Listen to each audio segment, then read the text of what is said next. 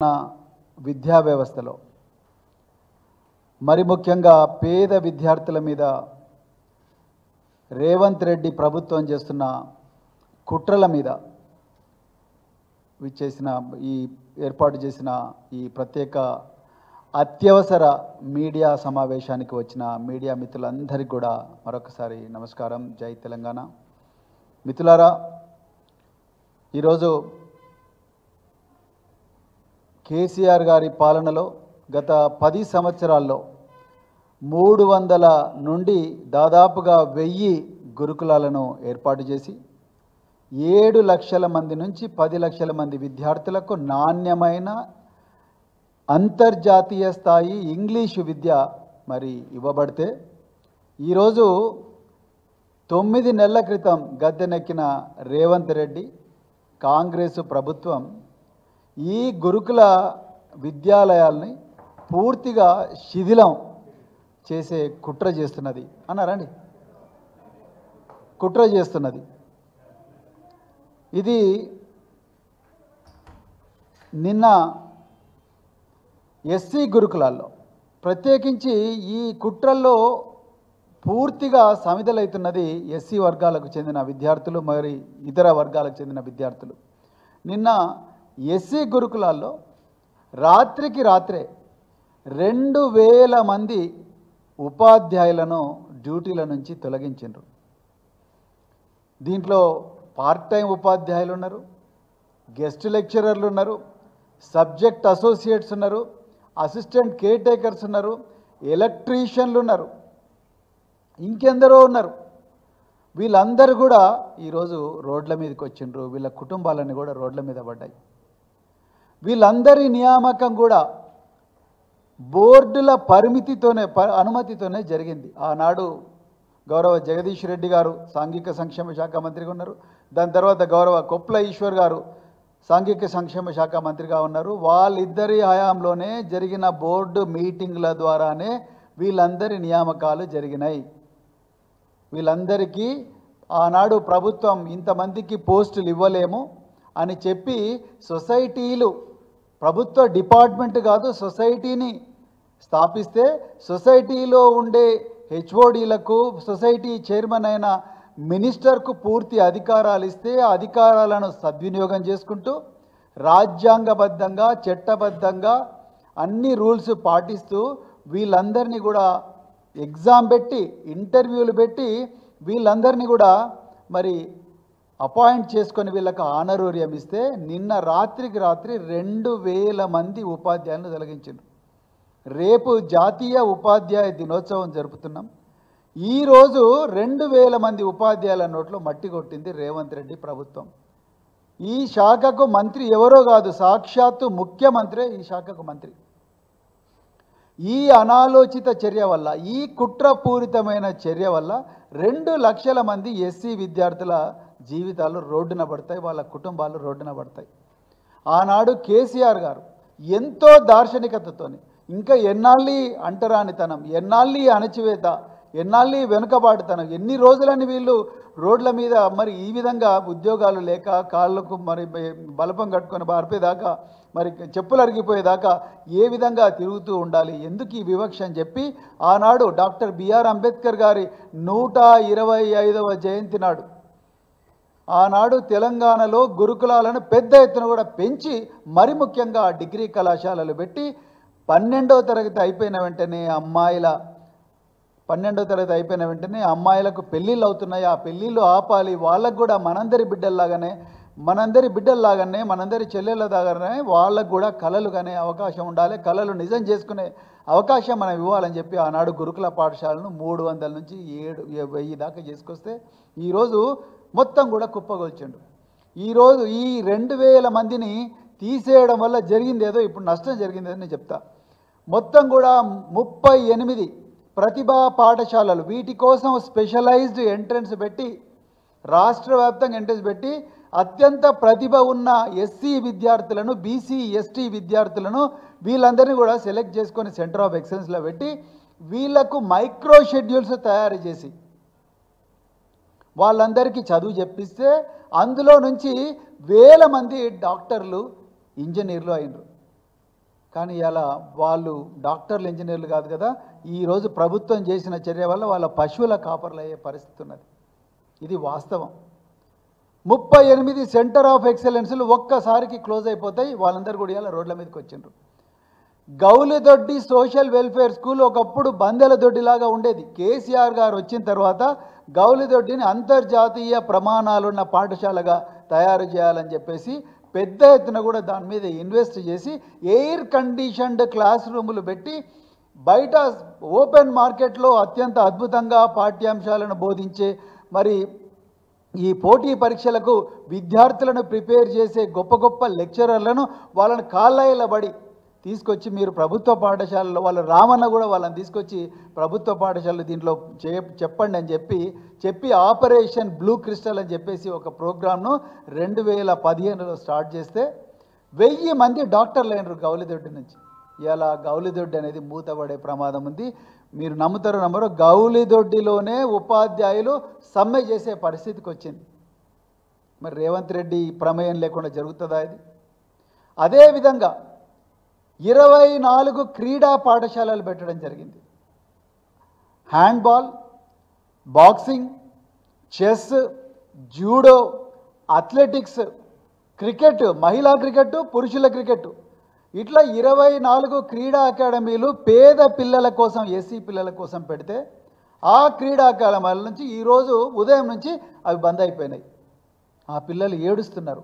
ఆ హ్యాండ్బాల్ క్రీడల్లో నుండే వచ్చిన ఒక బిడ్డ, ఈయన పేరు తిరుపతి అండి.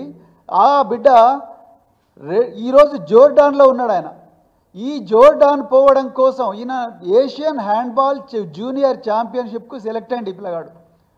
ఆ కోచ్లందరూ వచ్చేసి అధికారులను మాకు 2,20,000 రూపాయలు ఇస్తే పోగలుగుతాము అని చెప్పి జోర్డాన్కు పోగలుగుతామని ప్రభుత్వాన్ని అడిగితే ఒక్క పైసా కూడా వాళ్ళు ఇవ్వలేదండి.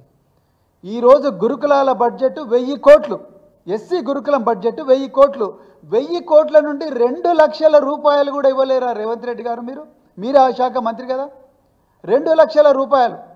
ఇది చూసిన వెంటనే మా నాయకులు కేటీఆర్ గారు వెంటనే ఈ పిల్లవాడికి కావాల్సిన ఖర్చంతా కూడా నేను ఇస్తానని ట్వీట్ చేశారు. కేటీఆర్ గారికి ఉన్న దార్శనికతలో కానీ దాతృత్వంలో కానీ 1% ఉన్నా మీకుందా రేవంత్ రెడ్డి గారు?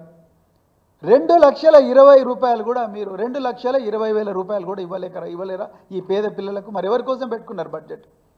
ఎక్కడ పోయిండు మీ ఉప ముఖ్యమంత్రి మల్లు భట్టి విక్రమార్క గారు?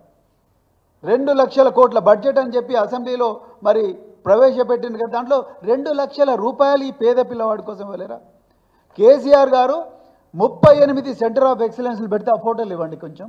38 సెంటర్ ఆఫ్ ఎక్సలెన్స్ పెడితే ఈ అమ్మాయి పేరు గంపల ప్రవళిక. ఈ అమ్మాయి ఆటో డ్రైవర్ కూతురు. ఈ అమ్మాయి అమెరికాకు పోయింది. ఒక ఆటో డ్రైవర్ కూతురు. ఇలాంటి అమ్మాయిలు అబ్బాయిలు 100 మంది అమెరికాకు లేకపోతే ఇతర దేశాలకు పోయి చదువుకున్నారు. అదేవిధంగా కేటీఆర్ గారు, ఈ అమ్మాయి పేరు సోనియా, తల్లిదండ్రులు ఎవరు లేరు. ఈ అమ్మాయి అమెరికాలో వాషింగ్టన్ డీసీలో చదువుకున్నది 1 ఇయర్.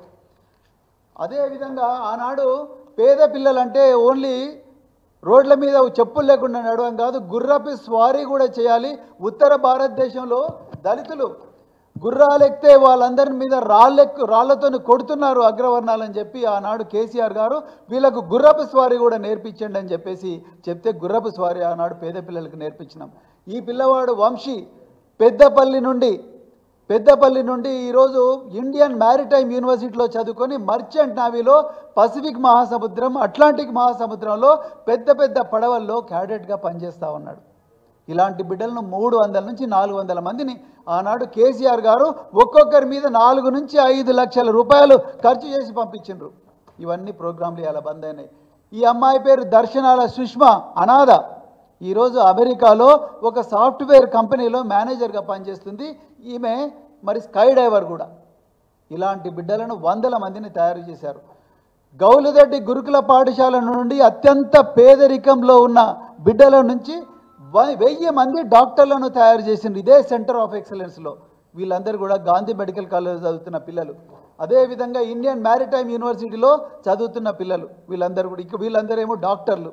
అదేవిధంగా రాణి అనే అమ్మాయి 12వ తరగతిలోనే పెళ్ళిళ్ళు చేస్తామంటే ఆనాడు ముఖ్యమంత్రి గారు కేసీఆర్ గారు దార్శనికతతో 30 డిగ్రీ కళాశాలలు పెడితే ఈ అమ్మాయి అక్కడ చదువుకొని ట్విట్టర్, ఎయిర్బిఎన్బి లాంటి గొప్ప గొప్ప కంపెనీల్లో 35 లక్షల సంవత్సరం ప్యాకేజీలో ఉద్యోగం సంపాదించుకున్నది. మిత్రులారా, ఈరోజు నేను ఎందుకు చెప్పాలని, కేసీఆర్ గారు మలావత్ పూర్ణ అనే అమ్మాయి, ఆనంద్ కుమార్ అనే అబ్బాయి, వీళ్ళిద్దరు కూడా ఎవరెస్ట్ ఎక్కి ప్రపంచ రికార్డు, ఇప్పటికి కూడా చెక్కు చెదరని ప్రపంచ రికార్డు సృష్టిస్తే ఒక్క రోజులోనే ఒక్కొక్కరికి 25 లక్షలు ఇచ్చి 500 గజాల భూమి వాళ్ళకు ఇచ్చి 5 ఎకరాల భూమి 300 గజాల భూమి ఇచ్చిన గొప్ప దార్శనికుడు కేసీఆర్ గారు.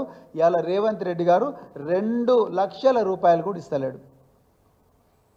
ఒక్కసారి తెలంగాణ ప్రజలు ఆలోచించాలి.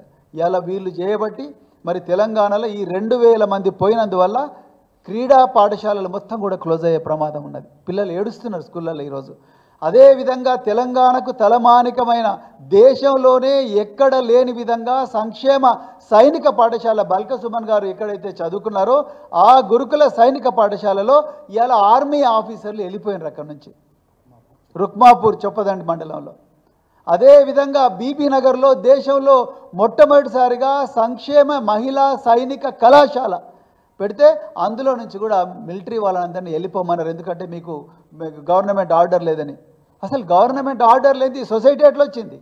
సొసైటీ వచ్చిన తర్వాత అందులో మినిస్టర్లు, చైర్మన్లు ఎట్లయితారు? చైర్మన్ అయినప్పుడు చైర్మన్లు ఇచ్చిన చైర్మన్, బోర్డు, ప్రిన్సిపల్ సెక్రటరీ వీళ్ళందరూ తీసుకున్న నిర్ణయాల ప్రకారమే ఈ స్కూళ్ళన్నీ మొదలైనాయి. ఇంకొక ఘోరమైన విషయం ఏంటంటే ఈ 2000 మంది తీసేయడం వల్ల మ్యూజిక్ కళాశాల పోయింది. ఎప్పుడు కూడా ఈ సినిమా రంగంలో, సంగీత రంగంలో కేవలం 1-2 సామాజిక వర్గాలే ఉంటున్నాయి.